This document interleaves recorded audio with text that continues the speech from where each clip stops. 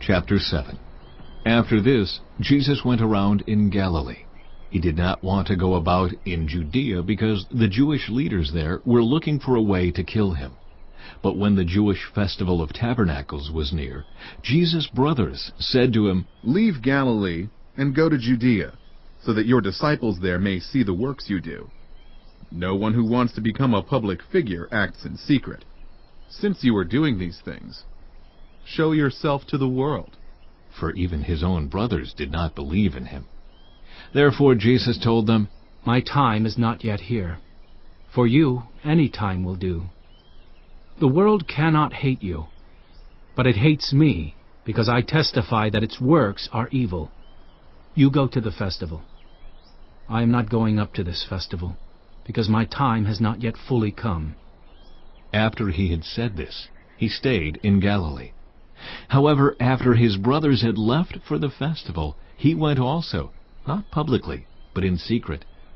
Now at the festival, the Jewish leaders were watching for Jesus and asking, "Where is he?" Among the crowds, there was widespread whispering about him. Some said, "He is a good man." Others replied, "No, he deceives the people." but no one would say anything publicly about him for fear of the leaders. Not until halfway through the festival did Jesus go up to the temple courts and begin to teach. The Jews there were amazed and asked, "How did this man get such learning without having been taught?" Jesus answered, My teaching is not my own. It comes from the one who sent me.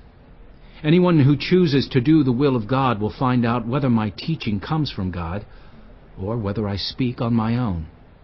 Whoever speaks on their own does so to gain personal glory. But he who seeks the glory of the one who sent him is a man of truth. There is nothing false about him. Has not Moses given you the law? Yet not one of you keeps the law. Why are you trying to kill me? "You are demon-possessed." the crowd answered. "Who is trying to kill you?" Jesus said to them, I did one miracle, and you are all amazed. Yet because Moses gave you circumcision, though actually it did not come from Moses, but from the patriarchs, you circumcise a boy on the Sabbath.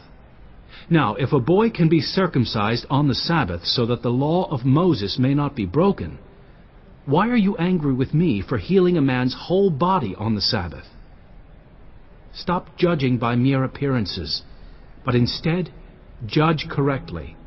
At that point, some of the people of Jerusalem began to ask, "Isn't this the man they are trying to kill? Here he is, speaking publicly, and they are not saying a word to him. Have the authorities really concluded that he is the Messiah? But we know where this man is from. When the Messiah comes, no one will know where he is from." Then Jesus, still teaching in the temple courts, cried out, Yes, you know me, and you know where I am from. I am not here on my own authority, but he who sent me is true. You do not know him, but I know him, because I am from him, and he sent me. At this they tried to seize him, but no one laid a hand on him, because his hour had not yet come. Still, many in the crowd believed in him. They said, "When the Messiah comes, will he perform more signs than this man?" The Pharisees heard the crowd whispering such things about him. Then the chief priests and the Pharisees sent temple guards to arrest him. Jesus said, I am with you for only a short time, and then I am going to the one who sent me. You will look for me, but you will not find me, and where I am, you cannot come. The Jews said to one another, "Where does this man intend to go that we cannot find him? Will he go where our people live scattered among the Greeks and teach the Greeks? What did he mean when he said, 'You will look for me, but you will not find me,' and 'Where I am, you cannot come'?" On the last and greatest day of the festival, Jesus stood and said in a loud voice, Let anyone who is thirsty come to me and drink. Whoever believes in me, as Scripture has said, rivers of living water will flow from within them.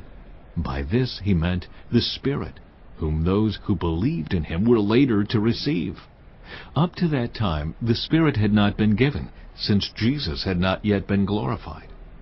On hearing his words, some of the people said, "Surely, this man is the prophet." Others said, "He is the Messiah."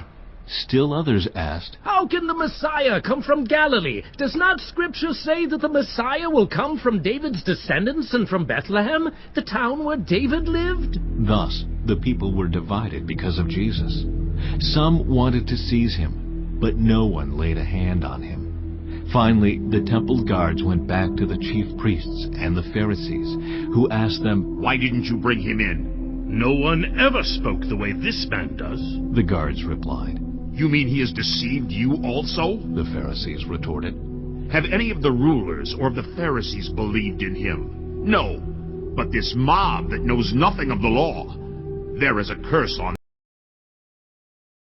them." Nicodemus, who had gone to Jesus earlier, and who was one of their own number, asked, Does our law condemn a man without first hearing him to find out what he has been doing? They replied, "Are you from Galilee too?